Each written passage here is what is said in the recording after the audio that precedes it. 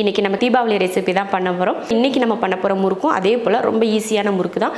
தீபாவளி அன்னைக்கு காலையில் கூட நீங்கள் ஒரு 10 நிமிஷத்துல இந்த முறுக்கை செஞ்சு எல்லாருக்கும் கொடுக்கலாம். அக்கம் பக்கம் வீடுங்க எல்லாருக்குமே கொடுக்கலாம். அந்த மாதிரி ஒரு ஈஸியான 1 கிலோ பச்சரிசி மாவில் முறுக்கு பண்ண போகிறேன். வாங்க அது எப்படி பண்ணலாம் அப்படிங்கிறத பார்க்கலாம். 1 கிலோ பச்சரிசி மாவு எடுத்து வச்சுருக்கேன். அதுக்கு 1/4 கிலோ பொட்டுக்கடலை எடுத்து வச்சுருக்கேன்.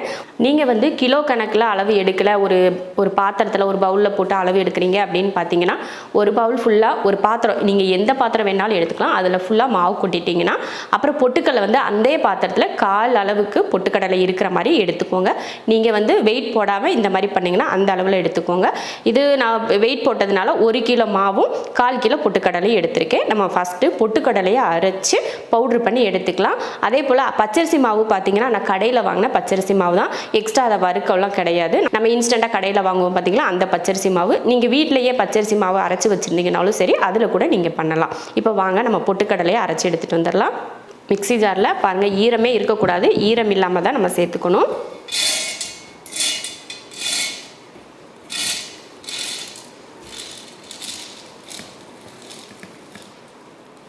இதை நல்லா பவுடர் பண்ணி எடுத்துக்கணும். பாருங்கள், நல்லா வலுவலுப்பாக பவுட்ரு பண்ணியாச்சு. இப்போ இதை ஜலிச்சுக்கலாம். நல்லா ஒரு அகலமான பாத்திரம் எடுத்துக்கோங்க. எடுத்துகிட்டு ஜல்லடை வச்சு ஜலிச்சிடலாம்.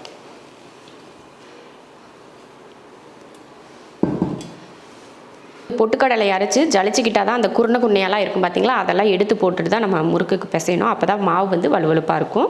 பாருங்கள், ஜலிச்சாச்சு. இப்போ இந்த குருணை குருணையாக இருக்கலாம் கீழே போட்டுடலாம். பொட்டுக்கடலை மாவை ஜலிச்சு எடுத்தாச்சு. முதல்லவே அரிசி மாவையும் நான் ஜலிச்சு தான் எடுத்தேன், அதனால் இப்போ அப்படியே சேர்த்துட்றேன். அரிசி மாவும் பொட்டுக்கடலை மாவும் இந்த மாதிரி போட்டு கலந்து எடுத்துக்கோங்க. அரிசி மாவு நான் முன்னாடியே ஜலிச்சு தான் எடுத்தேன், அதனால நான் ஜலிக்கல, அப்படியே சேர்த்துட்டேன். பொட்டுக்கடலையை மட்டும் நல்லா பவுட்ரு பண்ணிவிட்டு நல்லா பவுட்ரு பண்ணிடுங்க. அதுக்கப்புறமா ஜலிச்சு எடுத்துக்கோங்க. இப்போ அரிசி மாவையும் பொட்டுக்கடலை மாவும் ஒன்றா கலந்துட்டோம். இப்போ இதில் தேவையானதெல்லாம் சேர்த்துக்கலாம். தேவையான உப்பு போட்டும் கூட நல்லா கலந்துக்கோங்க. உப்பு போட்டெல்லாம் கலந்ததுக்கு அப்புறமா நம்ம தண்ணி ஊற்றி பிசையணும். அப்போ தான் உப்பு எல்லா பக்கமும் பிடிக்கும், இல்லைன்னா ஒரு பக்கமே உப்பு இருந்துடும். அதனால தான் கலந்தாச்சு. 1 ஸ்பூன் அளவுக்கு ஓமம் சேர்த்துக்கிறேன். ஓமம் சேர்த்துக்கோங்க, இல்லைன்னா எள்ளு சேர்த்துக்கோங்க, இல்லைன்னா ஜீரகம் கூட நீங்கள் சேர்த்துக்கலாம், அது உங்கள் விருப்பம். அப்புறம் பெருங்காயத்தூள், ஒரு 1/2 ஸ்பூன் அளவுக்கு பெருங்காயத்தூள் சேர்த்துக்கோங்க. மாவு பிசைறதுக்கு முன்னாடி ஸ்டவ்வை ஆன் பண்ணி வச்சிடலாம். அப்போ தான் எண்ணெய் காயறதுக்கு சரியாக இருக்கும். இப்போ ஒரு பெரிய அகலமான ஒரு கடாயில் எண்ணெய் ஊற்றிருக்கேன். இப்போ ஸ்டவ்வும் ஆன் பண்ணியாச்சு. எண்ணெய் காஞ்சிட்டு இருக்கட்டும், மாவு பிசைஞ்சிடலாம். எல்லாமே போட்டுட்டு நல்லா கலந்து விட்டுக்கோங்க. கலந்து விட்டதுக்கு அப்புறமா தண்ணி ஊற்றி பிசைஞ்சிக்கலாம். இப்போ இதில் கொஞ்சம் எண்ணெயும் ஊற்றிக்கலாம். எண்ணெயை காய வச்சு லைட்டாக வெதுவெதுப்பாக சூடாயிருச்சு. அந்த வெதுவெதுப்பாக சூடான எண்ணெயை இதில் எடுத்து ஊற்றிக்கலாம். ஒரு 2 குழிக்கரண்டி அளவுக்கு ஊற்றிக்கோங்க. பிசைஞ்சிரும். நீங்கள் எண்ணெய்க்கு பதில் பட்டர் கூட இதில் சேர்த்துக்கலாம். அதே போல் மிளகாத்தூள் சேர்க்கணுன்னாலும் சேர்த்துக்கலாம் காரத்துக்கு. நான் இதில் காரம் எதுவுமே சேர்த்துக்கல, வெறும் முறுக்கு தான் பண்ண போகிறேன். இப்போ இதில் தண்ணி ஊற்றி பிசைஞ்சிக்கலாம். கொஞ்சம் கொஞ்சமாக தண்ணி ஊற்றிக்கோங்க.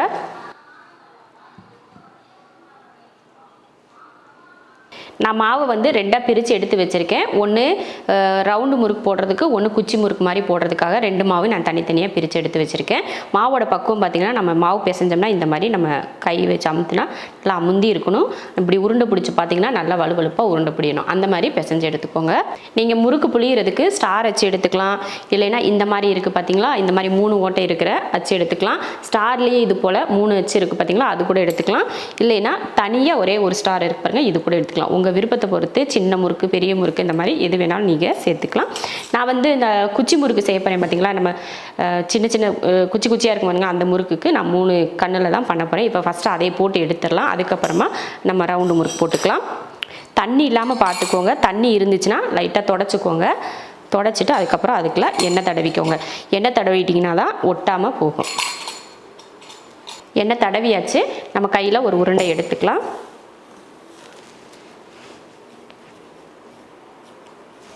இந்த மாதிரி ஒரு உருண்டையை எடுத்துக்கோங்க. உருண்டை எடுத்து உள்ளே வச்சிடலாம். இப்போ புழிஞ்சு எடுத்துக்கலாம். நல்லா டைட்டாக மூடிட்டேன். பார்த்து பக்குவமாக மூடி வச்சுக்கோங்க. இதுக்கு முன்னாடியே நான் ஒரு டைம் புழிஞ்சு பார்த்துட்டேன், அந்த முறுக்கு சரியாக பக்குவமாக வருதான்னு.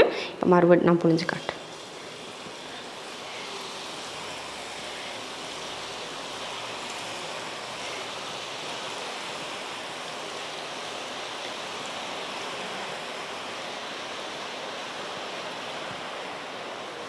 போட்டதுமே திருப்பி போடாதீங்க. எப்பவும் போல் நான் சொல்கிறது தான், போட்டதுமே திருப்பாதீங்க. அதுவாக நல்லா மிதங்கி வரும் பாருங்கள் வெந்ததுக்கப்புறமா, அப்போ திருப்பிக்கலாம். இப்போ திருப்பி போடலாம்.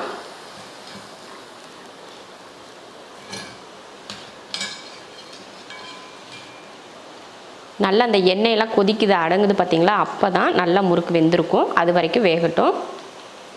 பாருங்கள், இது நல்லா கலர் மாதிரி வந்துருச்சு பாருங்கள். இப்போ எடுத்துடலாம்.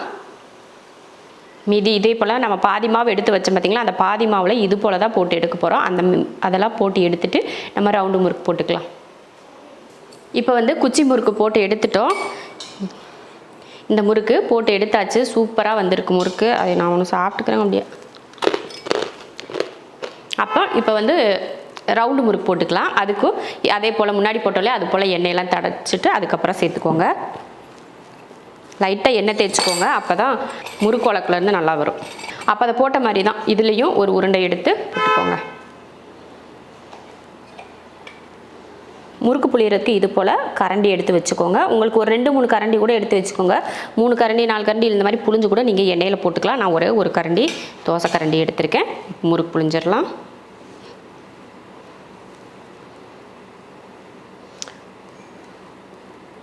எடுத்துட்டு லைட்டாக ப்ரெஸ் பண்ணி விட்டுக்கோங்க. அப்போ தான் அது வந்து பிரிஞ்சு வராது. லைட்டாக இப்போ எண்ணெயில் போட்டுடலாம். இதே போல் ஒவ்வொன்றுமா புளிஞ்சு இப்படியே போட்டுக்கோங்க. ஃபஸ்ட்டு ஒரு 2 முறுக்கு புளியறதுக்கு உங்களுக்கு கஷ்டமாக தெரியும், வராத மாதிரி இருக்கும். நீங்கள் 2-3 முறுக்கு புளிஞ்சிட்டிங்கன்னா அதுக்கப்புறம் உங்களுக்கு அதுவே ஈஸியாகிடும். பாருங்கள், இந்த மாதிரி எடுத்து இப்படி எண்ணெயில் போட்டுடணும். எண்ணெய் வந்து கரண்டியில் இருந்துச்சுன்னா அதுவே நல்லா விழுந்துடும். நல்லா அடுப்பு வந்து ஹை ஃப்ளேமில் தான், நல்லா எண்ணெய் சூடாகிருக்கு. ஹை ஃப்ளேமில் தான் வச்சுருக்கேன். இது போல் முறுக்கை வந்து லைட்டாக அப்படி திருப்பி விடுங்க. வெந்துருச்சுன்னு பார்த்தீங்கன்னா அதுவே கலர் மாதிரி வருது பாருங்கள். இந்த மாதிரி மாறி வரும். புதுசாக இப்போ போட்ட முறுக்கை நீங்கள் திருப்பி போட்டிங்கன்னா அது வந்து என்ன ஆகுனா உடஞ்சி போயிடும். அதனால் நம்ம முதல்லே போட்டிருப்போம் பார்த்தீங்களா, அந்த முறுக்கை மட்டும் திருப்பி கொடுங்க.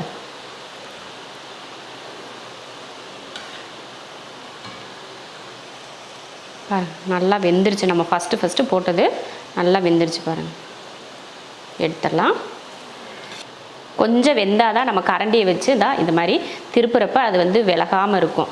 நீங்கள் உடனே போட்ட உடனே கலந்து விட்டுட்டிங்கன்னா அவ்வளோதான், அந்த முறுக்கு வந்து தனித்தனியாக போயிடும். நல்லா கலர் மாதிரி அந்த கொதிக்கிறதெல்லாம் அடங்குது பார்த்திங்களா? அப்போ வந்து நம்ம முறுக்கை எடுத்துடலாம். இது பாருங்கள், இந்த முறுக்கில் லைட்டாக தான் கொதிக்குது. அது நீ கொஞ்சம் வெந்தால் போதும். இது போல் எல்லா முறுக்கையும் திருப்பி போட்டு வேக வச்சு எடுத்துடலாம். அவ்வளோதான், எடுத்துருவோம். பாருங்கள், எல்லாமே ஒரே மாதிரி கலர் மாதிரி வந்துருச்சு பாருங்கள். எடுத்துடலாம். நல்லா எண்ணெயை வடிச்சிட்டு எடுத்துக்கலாம். இது போல் மீதி இருக்க எல்லா முறுக்கையும் பொரிச்சு எடுத்துருவோம். சூப்பராக எவ்வளோ சாஃப்டாக நல்லா மொறுமொறுப்பாக இருக்கும் முறுக்கு. அப்புறம் இந்த முறுக்கு பாருங்கள், நம்ம இந்த மாதிரி சூப்பராக மொறுமொறுப்பாக இருக்குது பாருங்கள். ரொம்ப சாஃப்டாக இருக்கும் இந்த மாதிரி முறுக்கு வந்து. அதே போல் மொறுமொறுப்பாகவும் இருக்கும், ரொம்ப ஹார்டாகவும் இருக்காமல் நல்லா சூப்பராக இருக்கும் முறுக்கு. இந்த அளவுக்கு முறுக்கு வந்திருக்கு. 2 பாருங்கள் எவ்வளோ வந்திருக்குன்னு. 1 கிலோ மாவு, கிட்டத்தட்ட 1.25 கிலோ மாவு இது 2. ஏன்னா பொட்டுக்கல்லையும் 1/4 கிலோவா, மாவு வந்து 1 கிலோ, 2 சேர்த்தாலே 1.25 கிலோ வந்துடுது. இந்த இவ்வளோ முறுக்கு செஞ்சுருக்கோம். தாராளமாக நம்ம வீட்டில் வச்சு சாப்பிட்டாலும் 1 மாதத்துக்கு மேலே சாப்பிட்லாம். நம்ம அக்கம் பக்கம் கொடுக்குறதுக்கு இந்த அளவுக்கு சரியாக இருக்கும். 1 கிலோ மாவில் பாருங்கள் எவ்வளோ முறுக்கு வந்திருக்கு. நான் வந்து ஒரே மாதிரி முறுக்கு போடாமல் அதுலேயே 2 விதமாக முறுக்கு போட்டேன். நீங்களும் இது போல் அந்த மாதிரி ஒரே மாதிரி 1 கிலோவிலையும் போடாமல் தனித்தனியாக இது ஒரு டிசைன்லையும் இது ஒரு டிசைன்லையும் போட்டிங்கன்னா உங்களுக்கு 2 விதமான ஸ்நாக்ஸ் கிடைச்ச மாதிரி ஆயிரும். அதே போல் நம்ம கடைகளெல்லாம் வாங்கினீங்கன்னு பார்த்தீங்கன்னா 1 வாரத்திலேயே அது வந்து ஒரு மாதிரி அந்த எண்ணெய் ஸ்மெல் வந்துருச்சுன்னா நல்லாவே இருக்காது. நம்ம வீட்டில் நம்ம செய்கிறது நல்ல சுத்தமான எண்ணெயில் செய்வோம். 1 மாதம் வரைக்கும் கூட நல்ல மொறுமொறுப்பு மாறாமல் கெட்டு போகாமல் இருக்குது. 1 மாதம் 2 மாதம் கூட. அதே போல் நம்ம கையால் செஞ்சு நமக்கு தெரிஞ்சவங்க சொந்தக்காரங்களுக்குலாம் கொடுக்குறப்போ நமக்கு நிறைய சந்தோஷமாகவும் இருக்கும். நம்மளே செஞ்சோன்னு நம்ம செஞ்சதை பாராட்டுறப்ப கேட்குறப்போ நமக்கு ரொம்ப சந்தோஷமாக இருக்கும் இல்லையா? அதனால நம்ம வீட்டிலேயே முடிஞ்ச வரைக்கும் தீபாவளிக்கு ஸ்நாக்ஸ் செஞ்சு எல்லாருக்கும் கொடுக்க பாருங்கள். இது போல் ஈஸியான ஒரு முறுக்கு ரெசிபி நீங்களும் செஞ்சு பார்த்துட்டு எப்படி இருக்குன்னு சொல்லிட்டு கமெண்ட்டில் சொல்லுங்கள். பிடிச்சிருந்தா லைக் பண்ணிவிட்டு ஷேர் பண்ணிவிட்டு சப்ஸ்கிரைப் பண்ணி பக்கத்தில் இருக்க பெல் ஐக்கானை கிளிக் பண்ணி வச்சுக்கோங்க.